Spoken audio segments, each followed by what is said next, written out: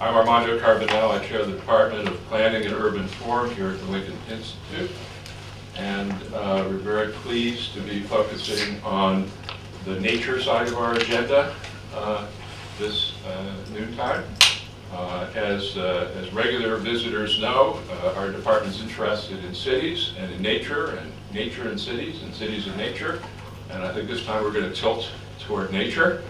We have recently put out a policy focus report on large landscape conservation. We've been working on national policy with partners like the Nature Conservancy, where Jamie works. And we're very excited about some of the developments that could be making real some of the propositions that we've had out over a number of years, working here with Jim Levitt, who deals with conservation matters for us at the Lincoln Institute. I want to talk a little bit about the Kingsbury Brown Fellowship, because Jamie Williams, who will be speaking to you, is the current Kingsbury Brown, or just completing his Kingsbury Brown Fellowship. We actually have two running simultaneously. And for those who don't know who Kingsbury was, he was a Boston lawyer who took a sabbatical from the firm of Hill and Barlow, and back in 1980 came to be a fellow at the Lincoln Institute of Land Policy, and also a visiting scholar at the Harvard Law School, and came up, having visited a number of land trusts around the country, came up with the idea in 1982 that there be something called a land trust exchange, and that is the organization that ultimately became the Land Trust Alliance with thousands of members and huge influence in the country. So we're very pleased that the Lincoln Institute had a role in making that movement really grow and turn into the success it has been. And we continue to have an interest in land conservation throughout. Now, Kingsbury Brown died a few years ago, and Gene Hocker, who had been a board member of the Lincoln Institute and also former president of the Land Trust Alliance, suggested it would be fitting to remember Kingsbury. And I knew Kingsbury, and I'll tell you one little thing about him in a minute that anybody who knew him will certainly remember. But I thought this was a great idea. There was an award, and the award includes a bronze eagle, right? And where did you put this gigantic sculpture of a bronze eagle, Jim? Have you got it at home, or is it in the office, or hidden away? What do you do with it? So I was chatting with Ed Wentworth at a meeting we had in Washington a little while ago, and he said, it's we commissioned a number of these eagles, and we're going to run out, and we're kind of thinking, well, what to do next? And somebody suggested that they commission a sculpture of Kingsbury Brown's eyebrows, which I'd have to say you'd be hard-pressed to tell the difference between that and the bronze eagle, because they were truly of eagle proportions. So that's my memorable note about Kingsbury. So on to Jamie. In addition to this eagle, Hocker came up with the idea that there should be a fellowship where we were able to tap the experience of people who were worthy of the Kingsbury Brown Award and actually get them to share something that they do of value with the conservation community, and do this through the Lincoln Institute. So we've now done this for a number of years. We're very pleased that Jamie has been able to do Kingsbury Brown Fellowship. And so here he is today, Director of Landscape Conservation, how appropriate, at the Nature Conservancy. Educated at Yale, started with TNC back in 1992 in Colorado, worked in Montana. He's going to talk about a place that is of great interest to us, the crown of the continent. Depending on who you ask, something like 10 million acres or more of a very intact ecosystem in more than one state, in more than one country. We'll get into this, but from the point of view of the kind of stories that he's experienced over his time working in the crown. So, Jay Williams, please come up and give us a talk.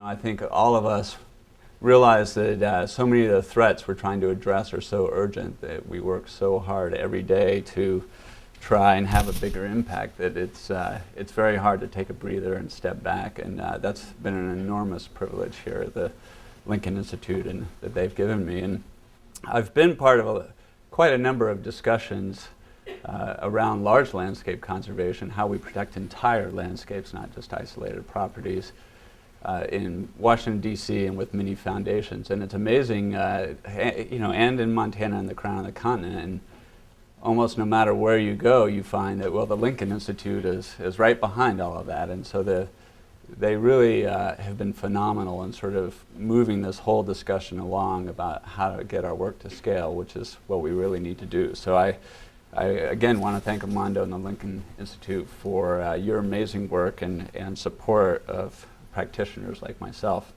So this is actually what I want to focus on today, which is how do we get our work to scale? I think we all wake up with this question about every morning, and we have different answers to it every day, but we're learning a lot.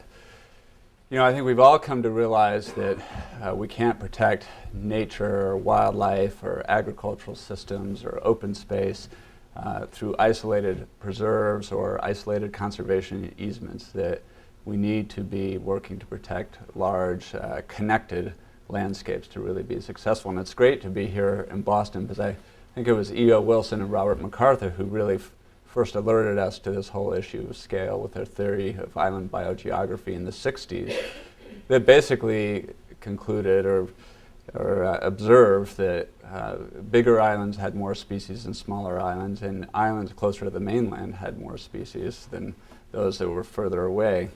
And what we now find, of course, is the corollary, which is that fragmentation is as large places are fragmented into smaller and smaller islands, the development and fragmentation have become the leading cause of species decline and ecosystem degradation.